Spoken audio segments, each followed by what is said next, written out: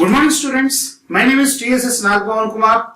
Welcome to the Electronic Measurements and Instrumentation video lecture series, and today we will start the first unit, performance characteristics of instruments and meters. So in the previous class we have seen introduction towards electronic measurements and instrumentation subject. What is the necessity of this subject introduced in the UG level studies, and what are the different types of measurements and instruments are available in the field of electronic measurements and instrumentation we have seen in the previous class. In this class we are going to start the first unit. In this first unit, first we will see how the syllabus is framed. So in this first unit, the syllabus is completely divided into two parts. The first one characteristics, second one meters. The first one characteristics of instrument, that is static characteristics and dynamic characteristics. Where static characteristics consisting of accuracy, resolution, precision, expected value, error, sensitivity and errors in measurement. Next, coming to the dynamic characteristics, speed of response, fidelity, lag and dynamic errors. So this is the first part of the first unit, and second part of the first unit is DC voltmeters, AC voltmeters, thermocouple type RF ammeters, ohmmeters and multimeters. So these are the various types of meters we have in the first unit. Let us start the first unit concept of performance characteristics. That is, first we will see the concept of characteristics importance. This characteristics importance is very essential in the service engineers or design engineers. For example, the characteristic of a system will explain the efficiency or accuracy or precision, right? With this we can meet our required goals. That is the major parameters we are gathering from the characteristics. For example, in the second year laboratory of UG studies, EDC lab, they given GINA diode characteristics and they given PN junction diode characteristics. So the characteristics of this PN junction diode and GINA diode will explain when the diode is going to be on state, that is when the diode is going to be cut off state, when the diode is going to be saturated state, when the diode is going to be linear state or activated state. So these are the different types of operating points will be available in the PN junction diode and GINA diode. So in these diodes, in which area we can operate this one as a switch, and in which area we can operate this one as a some type of amplification purpose, right? For the amplification purpose, we have to use two diodes back-to-back connection, that is like PNP NPN connection. So then these diodes we can form like as a transistor, then we can use for the amplification purpose. So we have a lot of applications from the diodes. So these are the behaviors we are analyzing from the characteristics of PN junction diode. Okay, whatever it may be, here the characteristics are very important in the instrumentation life. Not only in the instrumentation life, in the daily life also very important. When you are going to buy a bike, you will identify the characteristics of these bikes. So the characteristics of the bikes you are identifying with the speed and pickup and mileage. So these three are very important for any type of bike, and the most important, the maintenance. Okay, so these are the characteristics they will give the bike usage facility to the user, and the user will decide based on the characteristics of these instruments. They will decide this equipment is really required for me or not. They will decide based on these behaviors. Okay, coming to that, a knowledge of performance characteristics of an instrument is essential for selecting the most suitable instrument for specific measuring jobs. It consisting of two basic characteristics. So here we are knowing the characteristics with its performance, that is the performance characteristics we are analyzing here. These characteristics are divided into two categories. The first one static characteristics, second one dynamic characteristics. Where the static characteristics we are studying before designing the instrument. That means, for example, when we are designing a hardware machine, for example, take a wall clock. So the digital wall clock, when we are going to design, before that, before bringing the components of the wall clock, before that, first we will decide that which type of motors we have to use in that digital wall clock. Is really any motors are required, or which type of components are we required here, and what is the purpose of their components. For example, when you are going to provide a digital display, for the digital display, which size of LEDs are better to consume power, that is less power we have to consume, and we have to provide better display. For that we have to go for medium sized displays. For larger displays it will consume more amount of power. For lesser sized displays they will not give the information clearly for long distances. So for that reason we have to select the medium range of displays, where they will consume less power with compared to the large displays, and they will give the better clarity to the user. So we have to identify which type of LEDs we have to buy, and which type of motors we have to buy for analog meters. And we have to think about all these activities for analyzing, for designing the instrument. These are the activities we are doing before doing the hardware, before assembling the hardware. These are called static characteristics. Next, coming to the dynamic characteristics. So now, based on static characteristics, we have designed an instrument. Now, the system is going to be switched on now. So after switching on, when it is functioning, then some of the parameters we will identify in the real time. These characteristics were called dynamic characteristics. So static characteristics and dynamic characteristics. Now, coming to that static characteristics. Here we have various performance static characteristics are available. The first one, accuracy. Second one, resolution. Third one, precision. And fourth one, expected value. And fifth one, error. And sixth one, sensitivity. And last one, errors in measurement. So what are these? Accuracy, resolution, precision, expected value, error, sensitivity, errors in measurement. So these are the various types of static characteristics are available in the field. Now let us see one by one. First of all, accuracy. So coming to that accuracy, the degree of exactness of your measurement compared to the expected value, right? So here two types of values are available here. The first one, expected value and desired value. Expected value, desired value, right?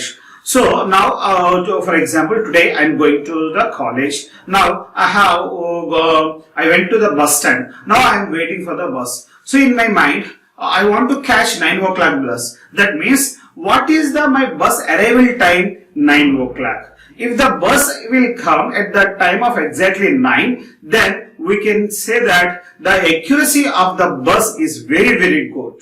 Okay, so the expected value is, the expected time is 9 a.m. But in the practically, when the bus will come, it will come maybe 9:05 or 9:10 or 9:15 a.m. So here the exact value, that is expected value, is 9 a.m. But the measured, that is the practically the bus will come at the time of 9:05 a.m. or 9:10 a.m. Like that it will be there. Then the accuracy of the bus will be very less. That is, it is delayed by 5 minutes, it is delayed by 10 minutes. We are saying like that.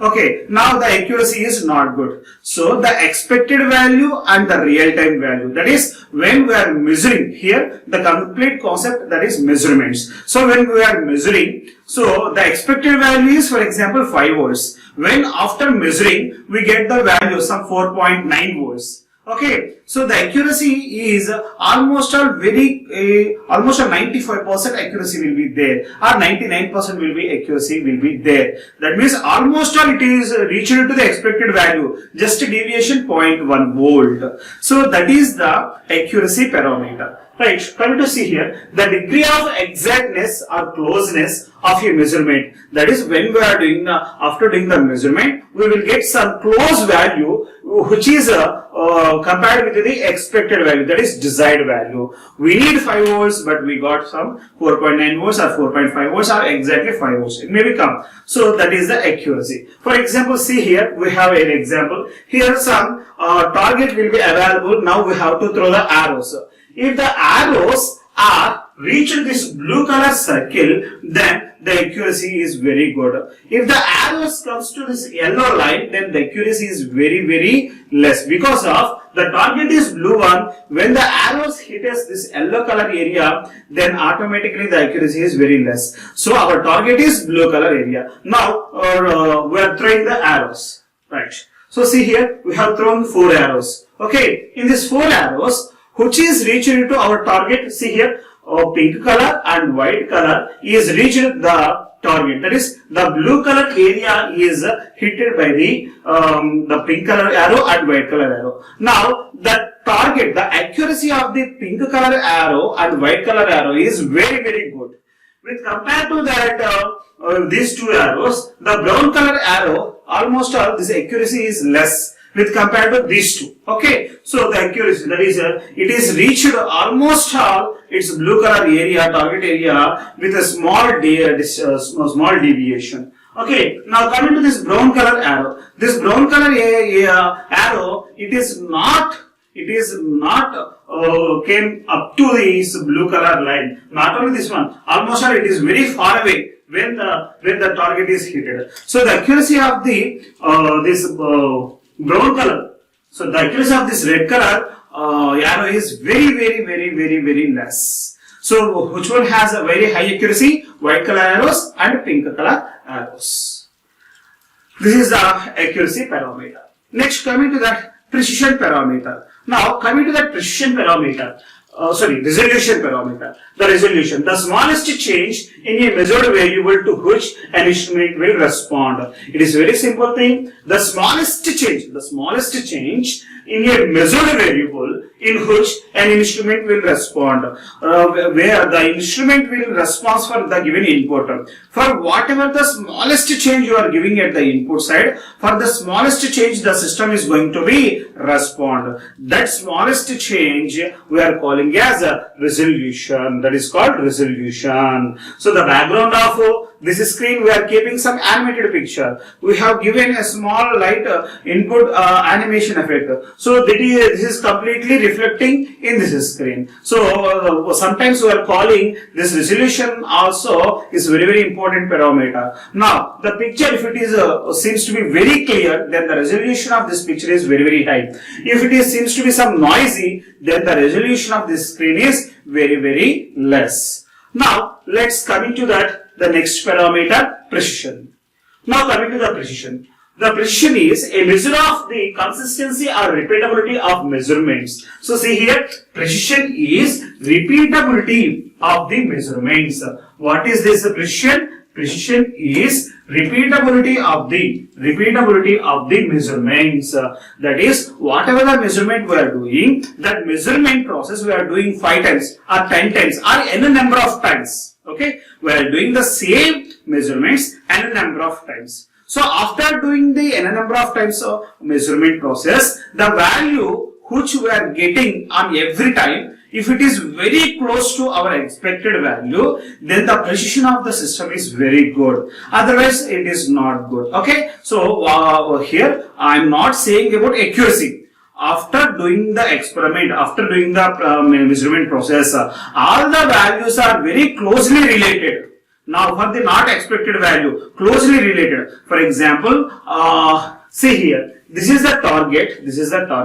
Now I am doing, I have thrown some arrows. So all the arrows are hit this target area, blue color area. All the arrows are reached this target. Now all the arrows has almost all get the accuracy of 99 something change, 99.1, 99.2, 99.4. That means here almost all the accuracy is very good in this case. Precision is also very good. Why? Because all the values are almost all very similar values. Okay, so the precision, that we will see clearly with one more example. So see here we have 4 target areas. In these 4 target areas, I have mentioned some places accuracy is good, some places precision is good, some places both are good, some places both are bad. So in this, see in this picture, accurate and precision. Now I am going through to these arrows. So see here, 4 arrows are reached this target, this blue color area, these arrows are reached to this blue color area.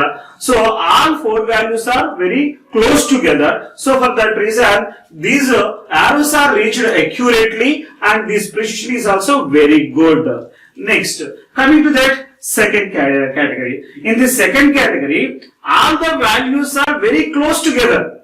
When you are performing on this experiment for number of times, all the values are very close.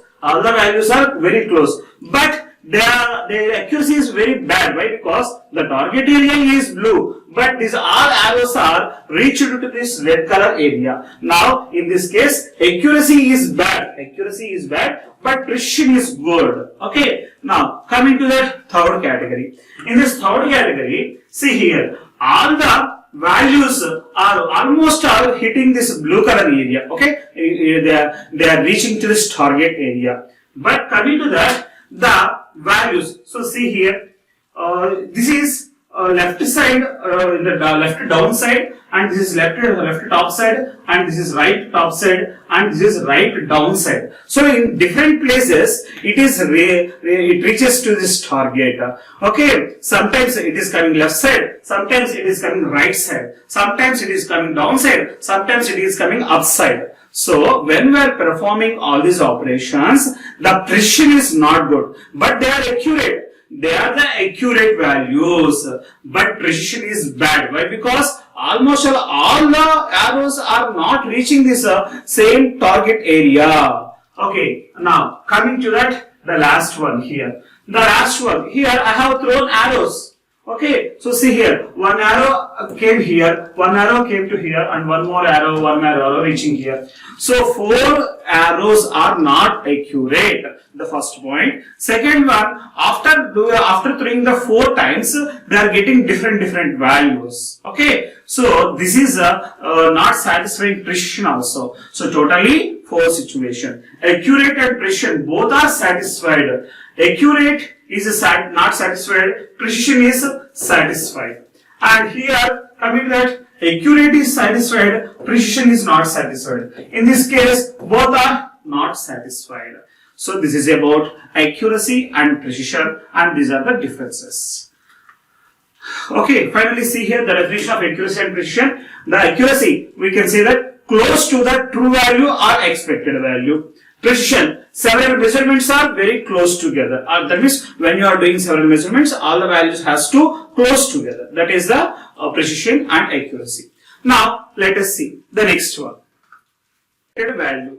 The expected value. The design value, that is the most probable value that calculations indicates one should expect to measure. That means when we are going to measuring the different types of values, we have to reach for one value, that is the target value. The target value we are calling as expected value. Just now we have discussed.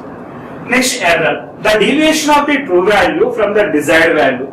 The deviation of the true value from the desired value. Desired value is 5 volts. When after you are measuring, you will get some 4 volts or 4.2 volts. The difference between the expected value 5 volts minus the measured value 4.2 volts. So 5 minus 4.2 volts, 0.8 volts. Right? So the measured value is 4.2 volts only. It is almost a 0.8 volts difference is there with the true value or expected value. So that is the error that we will see clearly. Next, coming to that sensitivity. So see here, for the input variations, the bulb is going to glow different variations. Okay, the smallest change in the input may cause the smaller output changes. Okay, see here the sensitivity. The ratio of the change in output of the instrument to a change in input are of measured variable. So where you are measuring that variable is the ratio of change in output by change in input. See here the sensitivity we are defining change in output by change in input, change in output by change in input. So this is we are defining the sensitivity parameter. For the smaller, whatever the output variations you are observing, for the variations, the change in the output must be reflected to the change in input. So that is the parameter of sensitivity. Next, errors in measurements. Errors in measurements. Okay. First of all, we will see how to calculate the error. So error generally we are taking E, and when you are calculating error, what is the definition? That is the deviation from the expected value. Where after measuring, so you will get some value. That is your measured value. So the expected value, that is the true value. Okay. So this is the difference. The expected value minus measured value. That is the error behavior. Right. So error may be expressed as absolute error as the percentage of error. Generally, error we are defining as absolute error, or in sometimes we are representing that error with the percentage values. Okay. So error we can call also absolute error. So in the we are representing error in the form of absolute error or in the form of percentage error. Absolute error may be defined as the difference between the expected value of the variable and the measured value. So see here, this is the difference between expected value minus measured value. So see here I am defining the expression here. The small e is nothing as error, and yn, this is our expected value, and xn, this is our measured value. So these two are very, very important. See clearly. E is equal to yn minus xn, where yn is nothing but as expected value, that is our desired value, and xn is our measured value. Okay, so that is the error definition.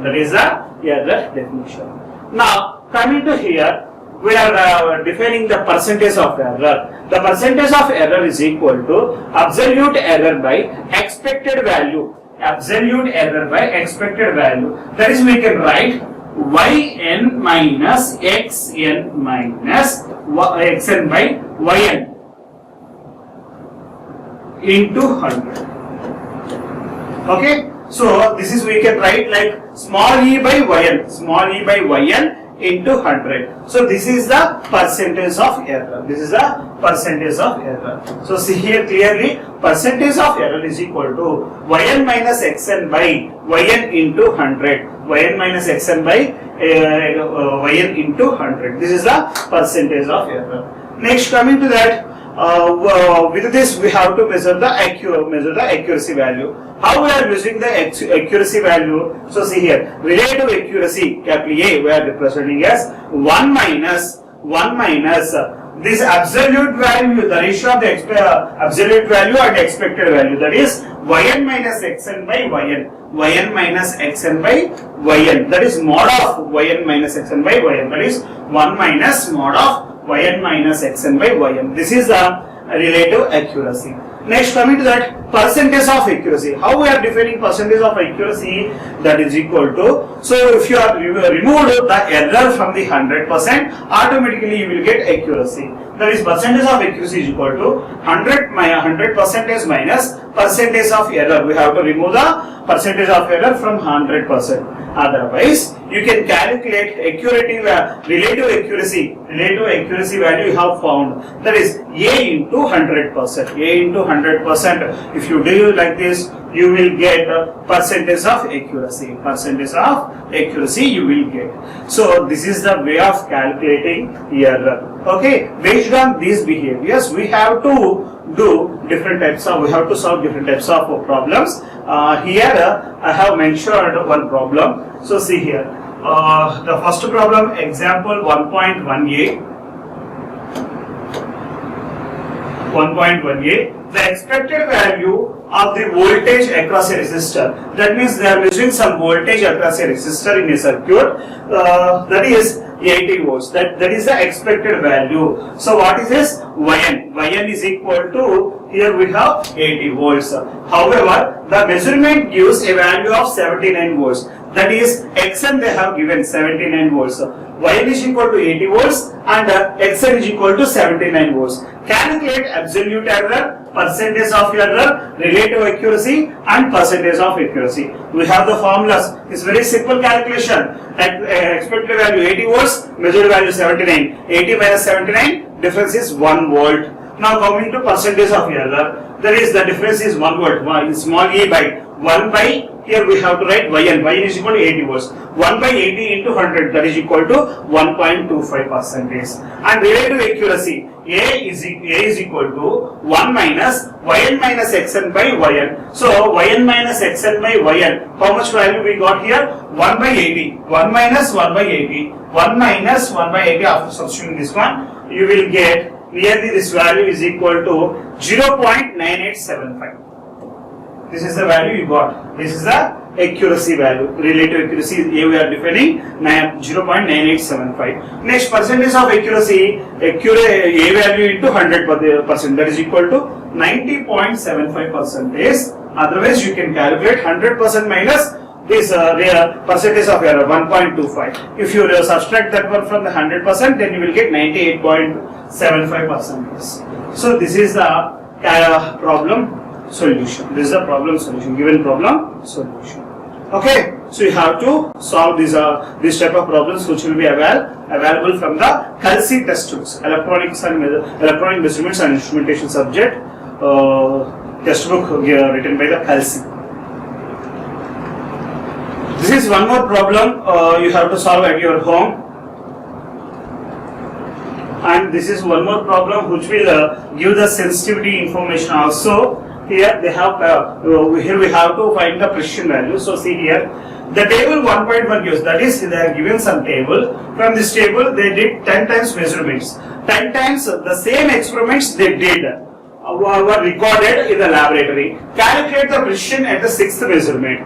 They are asking that they did the same experiment 10 times. At the 6th experiment, they are asking calculate the precision. How to calculate? So they did the first time experiment. They got 98 some result value. That is it may be 98 is volts or amperes, whatever it may be. For example, consider 98 volts. Second time they got 101 volts. Third time they got 102, fourth time 97 volts, fifth time 101, sixth time 100, seventh time 103, eighth time 98, ninth time 106, 10th time 99 volts. So these are the output voltages they got after doing that experiment 10 times. Right? At the 6th measurement, we have to find the precision value.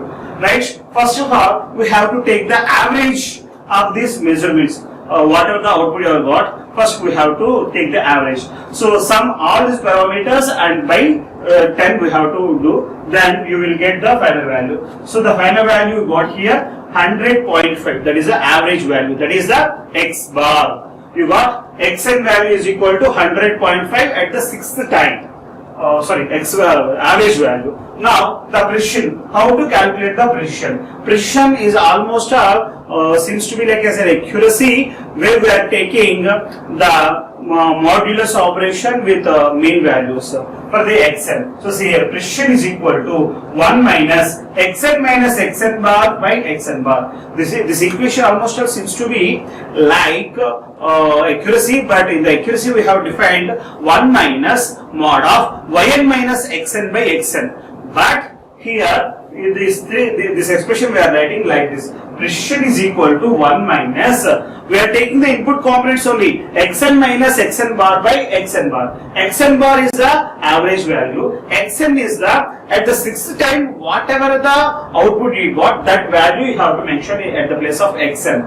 Now at the 6th time we got the value of 100. This 100 you have to substitute 1 minus 100 minus of 100.5 by 100.5. You got finally 0.995. So that is the precision. Almost a 99.5% precision is available for this experiment. That means they performed almost all, their outputs are almost all 99% precision is there. So if the accuracy is 99, that is very good instrument. We are saying that if the precision is 99% above, then it is very good instrument. Like that we have to analyze. The accuracy and precision measurements depend not only the quality of the measuring by the instrument, but also on the precision using it, how the precision is we are using. Alright, the accuracy generally we will get very good one, but more number of times when you are doing the operation, for every time it should produce the same value, same accurate value. That is very important. With this, we have completed the static characteristics.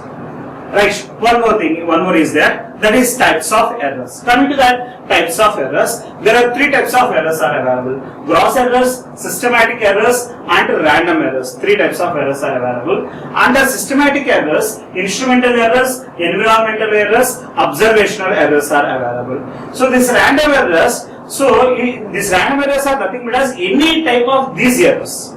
Okay, 1, 2, 3, 4, 5. 1, 2, 3, 4, 5. These 5 errors may come at any time. That is called random errors. So you have to leave it. Next, gross errors, systematic errors. These are the two types of errors. Under systematic errors, we have three types of errors: instrumental, environmental, observational errors. Let us see the definitions of these errors. So coming to that first one, gross errors. These errors are mainly due to human mistakes in reading or in using instruments, or errors in recording observations. When the human is writing all the values on a paper by seeing the machine, he will do some mistakes. So whatever the mistakes we are performing, that is from the human side, the mistakes are coming, these errors we are calling as gross errors. Next, coming to that systematic errors, where the systematic errors are occurred due to the shortcomings of the instrument, such as defective or worn parts, or aging, or effects of the environment. Here, different types of problems are there. Aging, that is the lifetime of the instrument is almost all over. That is maybe one reason. Otherwise, one more reason is environmental effects. It may be some defective parts are available in that machine. So, like that, a lot of reasons are there. In that, two are very, very important. The first one, instrumental errors. Under systematic errors, the first one, instrumental errors. Instrumental errors are inherent in measuring instruments because their mechanical structure. So due to their mechanical structure, we will get this type of errors. For example, when the speedometer is designed, the meter has to show when the device is not in running situation, it has to show 0 value. But when the instrument is designed, the arrow is representing less than 0 value or greater than 0 value. That is the manufacturer side did some error. That is called instrumental error. In the same way, here we have one more error, that is environmental error. Environmental errors due to the condition external to the measuring device, including conditions in the area surrounding the instruments. So, for example, here we have to take some of the instruments, right? So, in some cases, when you are measuring, so the surroundings may be due to heavy heat, or due to maybe heavy cold, or maybe due to snowfall, or due to maybe any other atmospheric variations may cause to change the outputs of the system. So these are the effects of the atmospheric or weather based errors. So these are the errors are called environmental errors. These environmental errors may cause sometimes system errors. Okay, so these are the different types of errors. But here we have to see what is the reason to get this type of errors. That is, we have to see the sources. What are the sources of these errors? So these are the different types of reasons. The first one, insufficient knowledge of process parameters and design conditions. So if you don't have sufficient knowledge, then you will do a lot of mistakes. This is the one type of reason. And second one, poor design. So whatever the design you have selected, that maybe it has a lot of problems. That is called poor design. Third one, change in the process parameters, irregularities, upsets, etc. So whatever the processing parameters are there, the processing parameters may be varies continuously. Then you will get lot of errors. Next, poor maintenance. Okay, so the maintenance of any type of instrument is very important. For example, you have a bike. So the bike has need a service for every 3 months or 4 months. Okay. So after buying a bike, up to 1 year you didn't perform any maintenance. So the bike will up to 1 year, no problem. Maybe it will come up to 1.5 years also. After some time, the bike will not going to start because of the engine oil which will be there from the engine. It will be evaporated and the instrument is going to be switched. The instrument is going to be failed because of poor maintenance. So you have to maintain each and every device perfectly for running, getting a smooth operation. Next, errors caused by the person operating the instrument or equipment. So this is the one more biggest problem. Those who are, for example, you got a puncture for your bike. So you went to a service person, he did the puncture correction, and after giving the patches, the bike is going to again start. After going to 5 kilometers, 10 kilometers, you get again puncture. The problem is not with the puncture, not with you. So who is operated, who is the service person is available, who is did that servicing, that person is the biggest problem. Why? Because he doesn't know about how to repair that machine. So that is human-made mistakes generally. Okay. So poor maintenance due to human-made mistakes will cause the sources of errors. And last one, certain design limitations. Certain design limitations. For example, take a chair. In that particular chair, we have to design based on our requirement. For example, a single chair is enough to buy in our homes. But in the bus stands and railway stations, we cannot place a single chair. Why? Because so many people are gathering there. So for that reason, we have to provide 2-seater chairs or 3-seater chairs or 4-seater chairs. Right? So for accommodating the travelers in the bus stations and railway stations. So the design limitations, for example, if that is a 3-person chair, but only 2 persons are sitting together. So that is a problem with the designing. That is a problem with the design. The design maybe will occupies less area and less cost. Due to the less cost, only 2 persons accommodate in the 3 persons chair. So we have to avoid these design limitations by contacting the customer. If you are giving this much of price, then it may be 3-person chair, but it is available only 2 persons. Like in sharing autos. In the share autos, they are going to be keep 4 people in a seat. But that is designed for 3-seaters only. At that time, some problems will be arises. So they will feel uncomfort, and some traffic problems are also there from the policemen. So lot of problems are there. So design constraints are very, very important, and their usage is also one more biggest problem for the government getting the errors. So these are the different types of sources of errors. Okay.